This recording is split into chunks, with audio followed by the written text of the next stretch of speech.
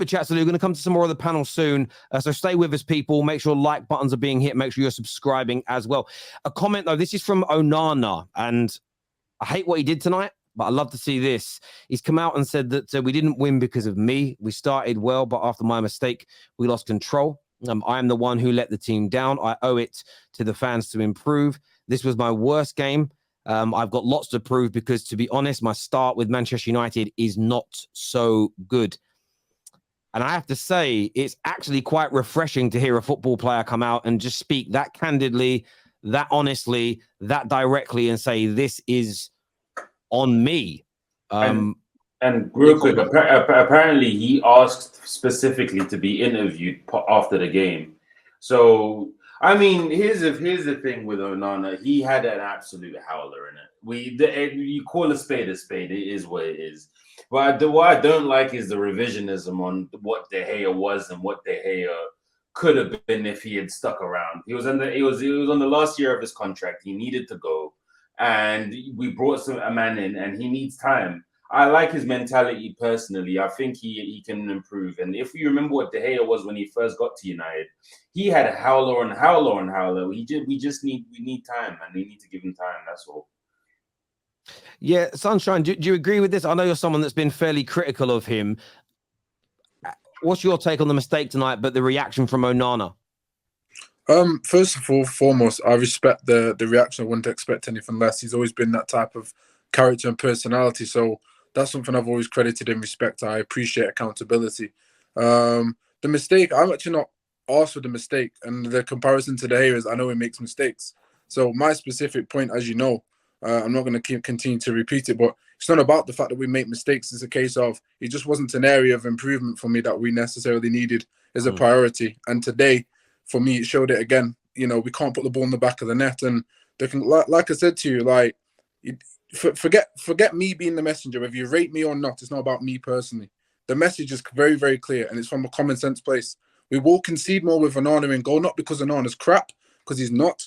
By the way, I say that again, and I'll repeat it again. I wanted a new goalkeeper. I wanted De Gea changed. It was necessary. I just think we got it at the wrong time, because I think it would have been much easier to build off the defense that we had last season, playing the way we did last season, and then go and add strikers to that build-up and setup. I think Onana and Mount coming in are major profile switches, which has now impacted the way we've played football.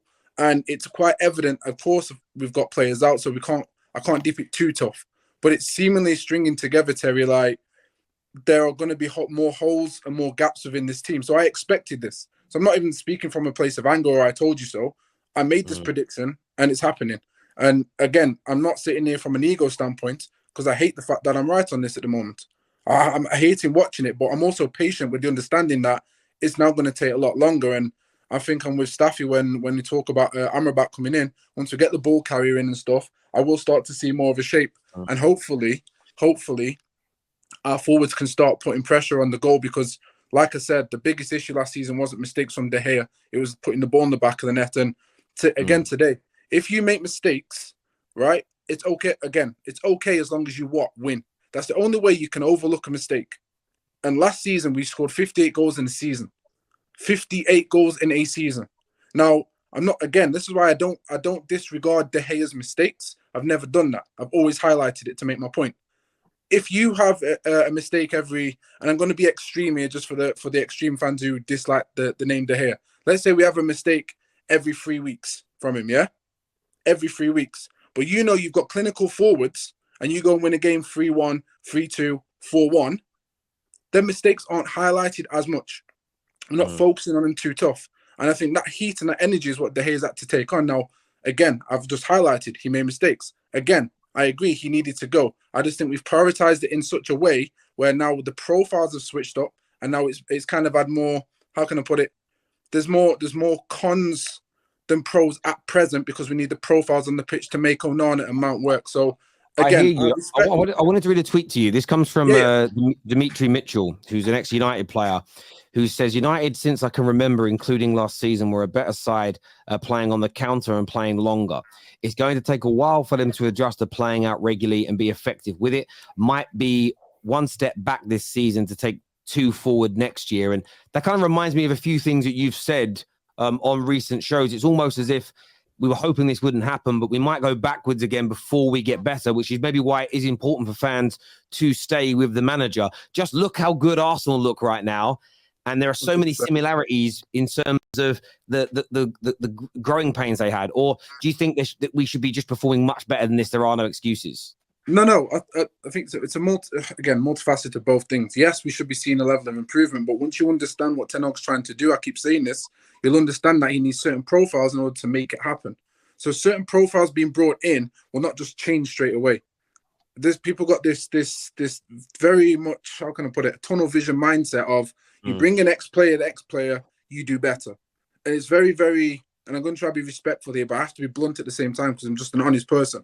It's very surface level observations from a footballing perspective. It doesn't work that way all the time. And Manchester United at the moment, Ten Hag especially, has to have certain profiles. Mason Mount is a facilitator. Bear in mind, I'm speaking outside of my preference here. I don't rate Mason Mount personally. I don't. But I understand what he can bring based on the profiles that would be around him and the way Ten Hag is playing football. Therefore, I have to have patience. But most people will go out and go, don't rate him, so I'm just going to slander him and do this. And it's very surface level for me. So I don't really understand those people. But at the same time, Terry, you're at Man United, and there is going to be a level of expectations as soon as you put on the shirt. So it's a mixture and match for me. But I'm cool. I hear you. I'm just frustrated, man. I totally hear you. You know what? Dom's back with us. Long time no see, bro. Yes, there has been a lot of repetitive behavior in our games this season, as Joshua Jack just puts out here. What do you put it down to, and how do you feel about tonight's defeat overall? First and foremost, what's going on, people? Hope everybody's all good. It's been a long time, Terry, KJ, Neji. You know what's going on. Miss you, man. It's been a long your time, big body, brother, and your broad shoulders. It's the kids, man. It's the kids. Honestly, though, this match made me come on, and everything Neji's been saying is like I'm completely the same in terms of like the Mason Mount analogy. But it's got me to a situation where Staffy was saying a few things, right, and it was said it was down to individual mistakes. To me, that's surface level again. It's just individual mistakes. It's how we play football as a team. Individual mistakes, there's a way to look at it, right? Leading metric is what you're doing on the pitch to affect the game. The lag metrics is the result and output of that, right?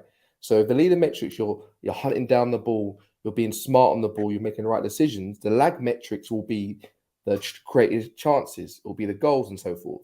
Individual mistakes are happening, which happens as a part of the game, but we're not doing enough in the leading metrics. We're not doing enough to create those chances, to get into the space, to be comfortable to receive the ball on the turn, to make quick passes. I saw Lindelof get the ball in our own area, and I knew he was going to pass it out. I knew he was going to pass it and switch it. And I was saying, pass it, switch it. 10 seconds later, switch it. He finally does it. But in that time, Bayern Munich have time to resettle. They have time to get back. It's the little things like that where the team are in two minds whether I should be passing forward. The Ten Hag want me to be more brave. What do I do here and this? And it's not individual mistakes. It's the team needing to understand a new way of playing football. It's that serious. It's a new way of playing football. And it's not going to happen overnight. It's not going to be a situation where we're going to be like, we're going to pick up where we had last season and we're going to beat everybody. It's not going to happen. I'm being honest with you, right? I watched the Burnley documentary. I don't lie to you. After watching that, I'm looking at their fixtures. I'm hoping they win games. It got me. My heart. It got me. My heart. I was like, I love Burnley. I love Burnley. I hope you win. Obviously not. Bro, on a level, football is like a Hollywood film sometimes. They've not won a game all season. They've been poor in most of their games. It's just written in the stars they beat Man United on Saturday. It's happening. It's happening. I don't know what it's expected, bro. It's expected. But look, on the real thing, right? If you really break down the game, look, there's no point going to individuals. The whole team is playing crap. Last week, Onana was good. Last week, he's crap. Bruno was okay last game. This week, it doesn't matter. Forget about that crap. Ten Hag has to stay. That's done. We need a consistent stay point in this team. We need someone to be that person that says, okay, I can see what's happening, but wait, give me a chance. We are not going to roll up. No one rolled up to Bayern Munich, first of all, and outputs them. Not a lot of teams do that. So let's just put this in perspective, right? Let's put it in perspective. We're not going to come up and beat Bayern Munich 8-0 on our best day, all right? So let's just put it in perspective here. We've got the mentality is wrong.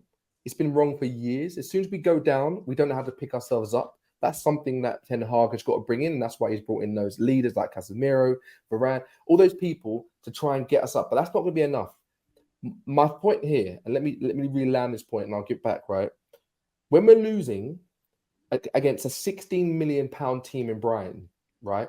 It's not down to certain individuals. It's down to the team. Because I'll tell you right now, most of our players, man for man, are better than those 16 million team that was formed for Brighton. But the difference in those things is the application, the determination, and sometimes the shirt is too heavy. I'll tell you right now, if some of these players went to play for Brighton, you'll be like, why do you not do it for Man United? The shirt is heavy. The shirt is heavy, and some people can't handle it. Some people don't know if to go left or right. If you're playing for Brighton, if you're playing for West Ham, look at Jesse. Rubbish for Man United. Goes to West Ham, starts putting up numbers that we've never seen before. We have to take everything into and be real and stop being fickle and just wait. It's going to be hard. My last point. I don't like watching training videos. It's got to the point now because they're so crap and we're going through this transition thing. I don't like them smiling in training. How bad is that? I don't want them to smile and have jokes in training. I want it to be like, oh, I'm so sorry. Yeah, don't talk to me. That's so bad, but that's what I've got to. Don't smile. Don't smile. Be angry and upset when you're passing around football. How ridiculous does that sound? But we just got to go through it, man. It's gonna be a tough time. Yeah.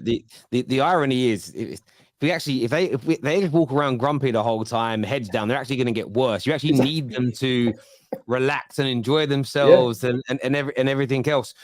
I think it was a great analysis, mate. Great breakdown of what you think of it. We're going to come to Cam in a moment. I want to do some super chats here. Sean here says, Sancho playing FIFA live on YouTube tonight whilst the game was on. Look, I saw people tweeting about it. I didn't know if it was him or not. It was like a username. I don't know. For me, he's been suspended from work. He's allowed to play a computer game, isn't he? Like, I just say, from my point of view, Man United fans giving it the attention that it doesn't need is only going to make the situation worse. Just leave it. For me personally, I didn't care. I couldn't care less. He's allowed to play computer games. Did that make us lose tonight? No. He's been told you're not playing. Is he not allowed to go on computer games when United? Nonsense. For me, it's not an issue, Sean. Personally, I think it's just a non-issue. He needs to be the first one out the door in January. Yeah, he's gone. He's gone, in my opinion. Whether people want him to or not. Go on, Bran. That whole thing there reminds me of Mesut Ozil. Mesut Ozil was, not selected, sat at home playing Fortnite, not doing anything when he was selected, taking high wages from the football club. I kind of relayed it back to the Aubameyang situation as well, where, it just become untenable for him at Arsenal. And you have to trust in your manager. Like I said, last season, you didn't play like the style you did for 2 years. This is the thing, though, Tel, right? This is the thing. You can look at Arsenal. You've got something to look at now. Do you know what I mean? You've got something to kind of base and look around at what has happened at Arsenal, so you can kind of, see in which way your manager is going to try and do a similar thing. I didn't have anything to look at. I just think Arteta, inexperienced manager, this, that, and the other. But like I said, you weren't playing the brand of football that you wanted to play last season. Mm. You had to, your manager had to adapt to the players that he had at his disposal. And now he's finding out the good eggs from the bad eggs, and you just got to allow him to do that. Yeah, I hear you. Sorry, so go on.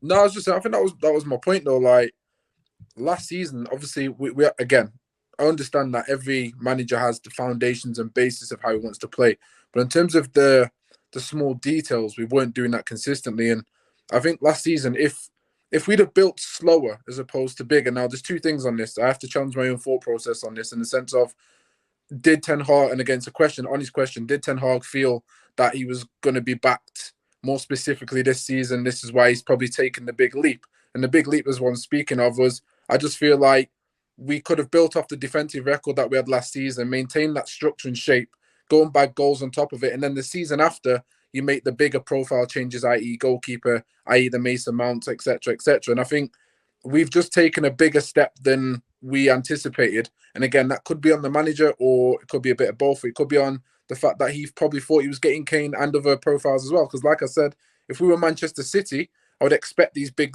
leaps and changes, because like Pep did. He switched his players around 24/7 every season, every summer that came round. Yeah. He did it until he found the profiles. Man United can't do that. So I just don't know at this stage if it was a risk worth taking. I would have rather have gone one step forward than, as I say, 3 step and 5 back. And I think that's what we've done. And that's not an issue. It's just created a few more problems than I think. And I think that's why I'm not getting onto Onana like that. And that's why I'm not getting onto Onana the profile. That's why I wanted him. I just, again, it's the priority of, did we need him right now? Yeah. You know what, sorry, I was going to say, you know what's really worrying me now, though? Imagine this, right? There's a massive storm, a tornado. It's raining a little bit, actually, where I am. Oh, it's scary. Imagine there's a big storm and a tornado, right? The one thing you want is stability. You want something that's strong, you can hold on to, that's going to be there with all the storm, right? That's Ten Hag, right? We've got freaking cows moving in the air, things, chairs flying, babies going, mama, all flying around the air. We don't know what day it is, right? We need Ten Hag as stability. But my problem is, and I'm really worried about this, the only thing I'm worried about, if we lose the next 3 or 4 games, which is not inconceivable right now, because luck is not with us right now. I ain't buying a lottery ticket. You know that's right. If we lose the next 4 games, even if there's a penalty, VAR, I don't know when it's going to be a situation where Talk Sport, all these people are like, he's not the right manager. I don't know what accent that was, but you know what I'm talking about. Listen, we can even win. The thing is not even winning games. If we don't win convincingly, they're still going to be on it. Like, we actually need to go to Turf Moor, win 2-0, win 3-1, win 3-0.